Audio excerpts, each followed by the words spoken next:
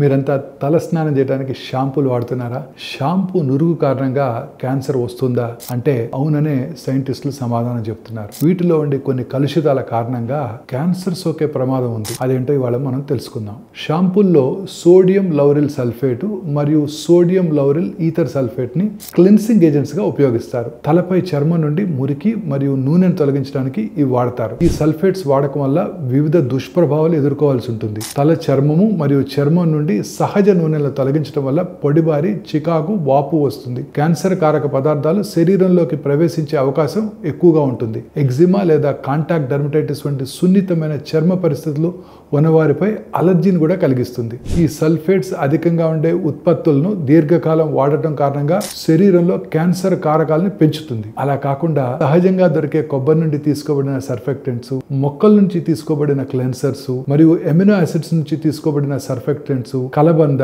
కుంకుడుకాయలు, సీకాకాయలు సహజమైనవి. వీటిని ప్రత్యామ్నాయంగా వాడటం చాలా మంచిది.